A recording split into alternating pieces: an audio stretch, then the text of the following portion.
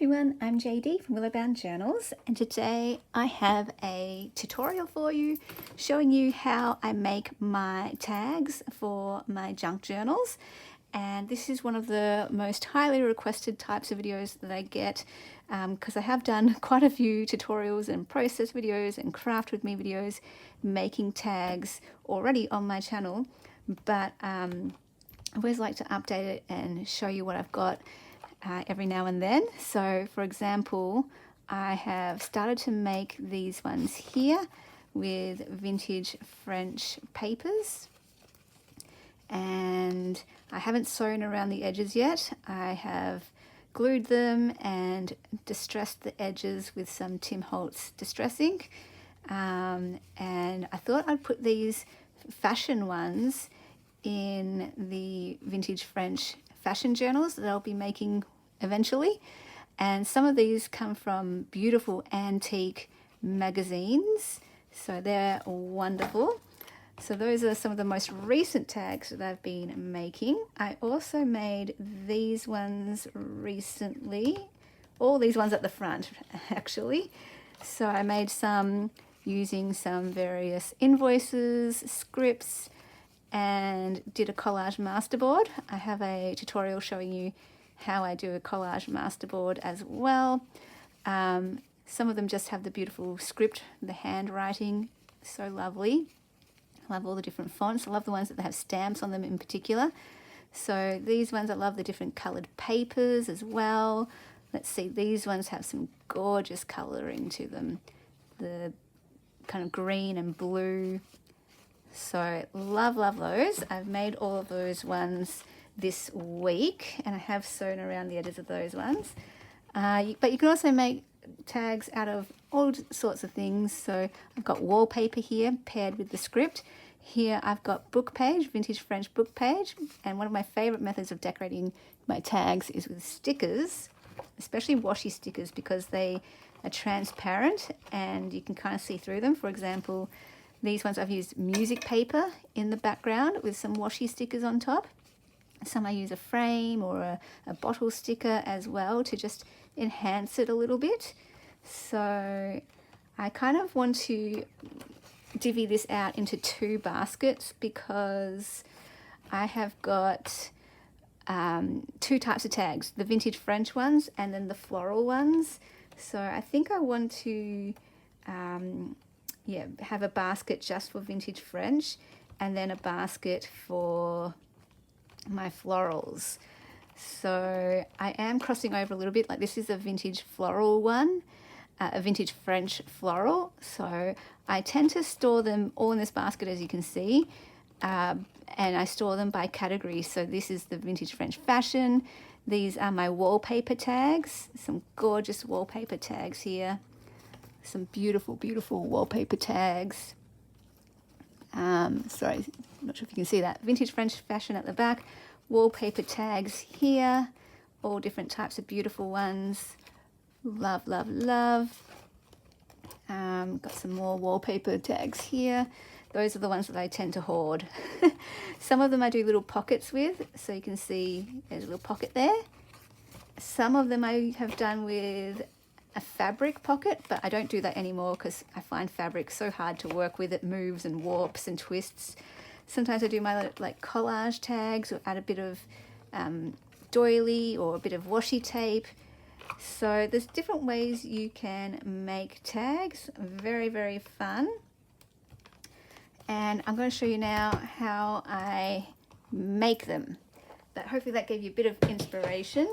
So for your base, you can use either some vintage music paper like this, or I have some book page like this. I thought this was going to be wonderful for botanical journals because it's got that beautiful vintage color to it. And I can put some washi stickers with these florals over the top, either on the book page or on the music paper. Both will look really great. I love that so much. I get all these washi stickers from Stationery Pal, and just look how many there are. I love it. I think I got some of these from Shein as well recently. And I like just having a bulk lot so I can decorate lots and lots of tags. Oh, another thing you can do is, hang on, I'll show you this other method first.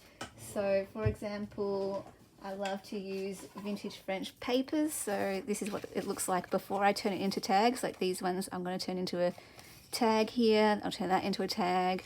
I'll turn this one probably into multiple tags. Just getting, you know, your vintage French papers. These ones I get from Etsy, from various French shops.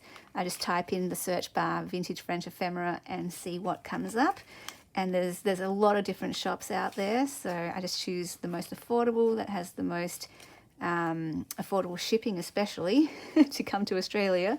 So that's one example as well. I've got this the vintage fashion journal that I'm doing over on my Patreon, and I've almost finished this particular journal, but I have these offcuts to show you that I'm going to turn these into tags and journal cards as well. And the way that I make my journal cards is the same way I make my tags, with this manila folder method, which I will definitely show you. So yeah, let's get started. Let's get started. I just wanted to kind of cover the different types of tags you can make, the different types of materials that you can use to make them. So the base I use is a manila folder, and I've got some different stages happening here. So I've got, you know, a completely brand new manila folder like this. Then I've got the stage here where I do my tracing of the templates. So I've got a few here ready to go to cut up. And then the other stage is this one. Oops, just bumped the frame, sorry. So I have cut these ones out. These are all different sizes that I get from just these two templates. I always get questions about, you know, what size I make my tags, how I measure them. I don't really measure. I don't use a ruler or anything. I just use tag templates. So these are store-bought tags, and I have 2 of them. If I had more, I'd use those other ones for templates, but I've only got these 2. And so all of these come from these 2. And I'll show you how I manage that. So I like having them on hand. Like I said, I'm going to be making a whole bunch of tags, music paper tags with the stickers, botanical tags with the stickers, more collage tags, vintage French tags, the fashion tags. So I need more bases, you know, I have to have more bases. So what I do, we'll clear these ones out the way for now. I grab my manila folder and I trim it down the edge so that I have 2 pieces to work with. All right, now let me just show you the most basic template, so, which is just to trace the template. So I'll never get rid of these tags because these will have the straight edges that I need to base my templates on. So that would be the easiest way. Now, for the sake of this tutorial, I am just going to Tetris this. Usually I don't do Tetris like this for a single sheet. Usually I use the same size per sheet. But for the sake of this tutorial, I'm going to do all different sizes to show you how I get different sizes. All right, so that's your basic template right there. Now, if I wanted, I could make smaller ones. For example, I will just slot this one in here, come down here, and let's make it about that long. So what I want to do is line it up with that edge. So I've got that edge lined up, that edge lined up, and then I'm just going to rule down here. So that's how I kind of get my different size tags. Now let's Tetris this. So I'll show you as many different sizes as I can make. There we go. There's another size tag right there. All right, so I am trying to, you know, make use of this space as much as possible. So this one here, see that little slit there? I've got to miss that, so that will tell me that my tag will probably go more like this, and I will just make those edges a bit longer. I'm going to come down here, continue that line. I'm going to come down this side up until that other slit, and I don't mind if I've got it a bit wonky because I can use that line to know where to cut. And then I'm just going to line it up again with the sides. So this side is matched up with that line, that side is matched up with that line. I'm going to find that slit there that I don't want on the tag, and there's another custom sized tag, so to speak. All right, so next I will come over here. Let's do another one over here, and I'm just going to make this one a little bit shorter than this tag. So let's go maybe up to here. All right, and then I'm going to line up the edges. That's how I make sure to get a straight edge. So I'm lining it up here and I'm lining it up there, so then that edge will be straight. Yay! All right, so then I'm going to come down here, and whatever size this is, it's going to be custom size. I don't measure how big these things are. I'm just going off the template and filling in the space as I can. Now, I haven't cut that bottom edge correctly or straight, so I'm going to match up my lines again, and then I'm going to come across and I'll know to cut that there. Okay, so next let's do this little size here. See, it's narrower than that, but that's totally fine. I'm going to catch this edge here above that, where that slit is. I'm going to miss that, and then I will go, I think a good size tag would be around here. So what I'm going to do is line up this edge. I can't line up this edge because it's too wide, but I'm going to line up this edge. I'm going to come up here, I'm going to go across, then I will move the tag over, line it up with that top edge, line it up with that side edge to get my other corner. So this is how, from, you know, 2 templates, you can make any size tag you want without measuring. I hope this is helpful because yeah, like I said, I do get lots and lots of questions about how I measure my tags or what size my tags are. They're all different sizes. They all come out different. See, look, I'm just going to fill in that space, done. And then I've got this little space here. So what I'm going to do, I'm going to do the same thing again. All 3 edges are marked out for me. I'm going to go up here, continue that line. I'm going to move this over because it's just slightly too wide, and then I'm going to go there. All right, there's all my Tetris tags. I don't usually ever do all different sizes on the one sheet though. I will get a bulk lot of manila folders. I will cut them in half, and like I've got here, I will do one size per sheet. So I might do a whole bunch of big ones, then a whole bunch of small ones, medium-sized ones, all different size tags. So here we go. I think I've got almost 15 different sizes prepared, and then if I want more of a particular size, this becomes my template.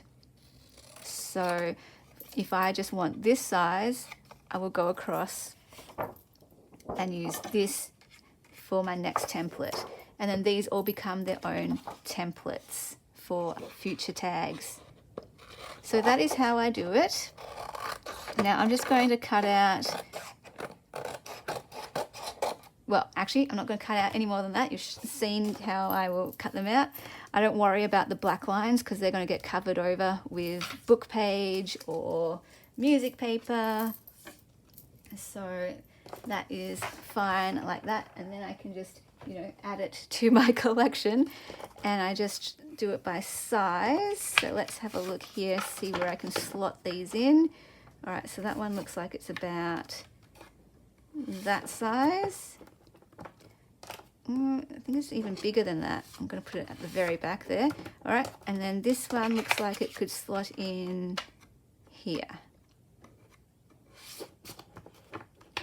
Perfect. Okay, so that's how I make my tags. That's how I get all of my different sizes. Now, I want to make some tags out of this book, this vintage book. And all I'm going to do for this is have a Bostik glue stick. So I get a really effective sticky glue stick, either Bostik or Alma's glue. And Alma's glue stick works great too. And then all I want to do is, because these flower stickers are quite short, I know I want a shorter tag. And I could go a bit bigger for some of these bigger ones if I wanted. Let's have a look. Nope, that's the same size. So that's a little bit bigger. You know, I could go bigger for some of them. So what I'll do is maybe do half this size and half the other size. And then basically what I do is grab my glue stick. I make sure I get the side with the lines on it, the black lines, because in this side I do keep blank. I get lots of questions about that too. How do you use your tags? What do you do with the other side? I leave the other side blank so that I can use it as journaling space. So it's extra journaling space, or to stick a photo on the back. That could be something fun as well to do. So I am just going to use these lines as a guide as to where to place this tag. Now I probably should have, I could have fit more this way maybe. No, I'm going to have a little bit extra, and I can use that for making some collages later on. So I just use this old colouring book that I won't be using,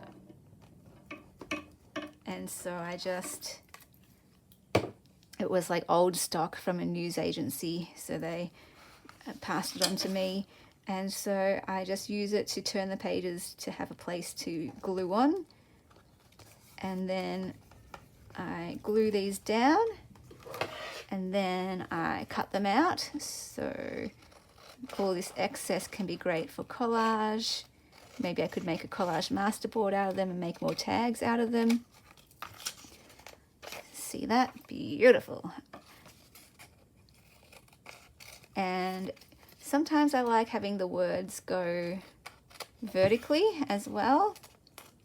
I'm not too worried about it coming up at the edges. It's just to lay it down and work with the base, because afterwards I will distress the edges with ink, with Tim Holtz Distress Ink, Vintage Photo, Walnut Stain, or Antique Linen are the three I use. And I do need to get more actually. Mine is running out. So I've been making so many tags. And so with these, I will then take it to my sewing machine and sew all around the edges, either with brown thread or cream thread to go with that vintage vibe. So look at this. Look at this. I love it. Now, of course, you could fancy this up more if you want. You can add a bit of collage in the background, add a bit of music paper, maybe some ledger paper. Sometimes I do that, add a bit of doily maybe in the background, add a bit of washi tape. So there's all different ways you can, you know, decorate them. But I prefer simplicity. I just want the flower to be the focal point, and knowing that the background is actually vintage botanical book page, that's enough for me for it to be special. I don't need to cover it up or anything. Like, to me, it's all working together. It's all on theme, and it's very pretty, and it's very hard for me to pull these stickers off the sheet with these gel nails, because they apply so much of the gel layer that it gets too thick. That's one thing I don't like about having gel nails. So yeah, I will go ahead and ink those edges and then take to my sewing machine, and look at that. Aren't they beautiful? I love them. So stunning. So I will have fun probably for the rest of today making more tags, tracing out templates, cutting them out, adding whatever base I use, and then adding the focal point. And it's just a lot of fun. It's just a fun activity to do while I listen to a podcast or an audiobook or some music, or, you know, some people might watch a movie, or they might watch a YouTube channel in the background. And I can just spend hours and hours doing this, which I have been doing this week.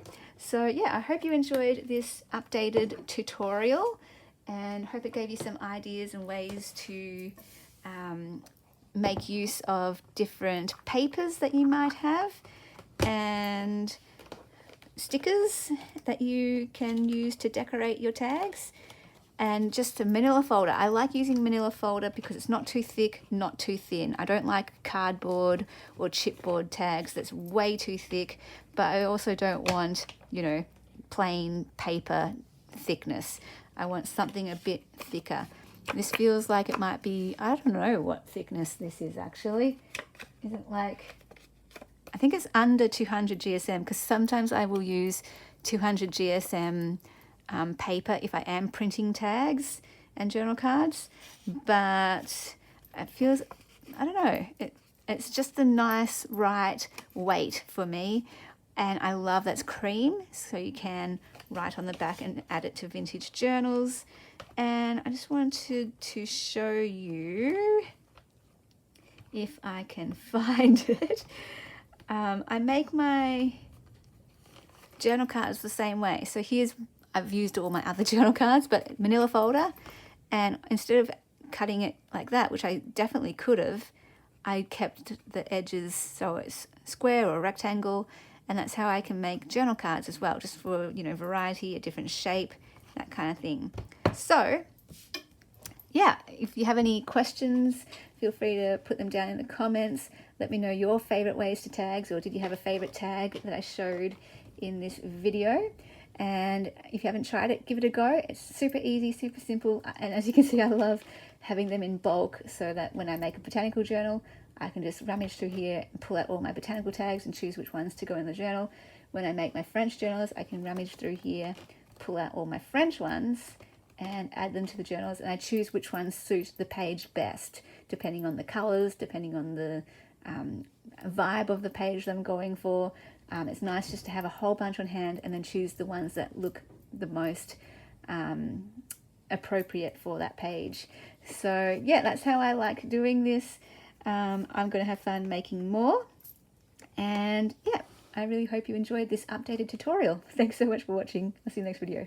Bye guys. A big thank you to my beautiful patrons who supported me in September. You are wonderful and I appreciate you so much. Thank you for believing in what I do.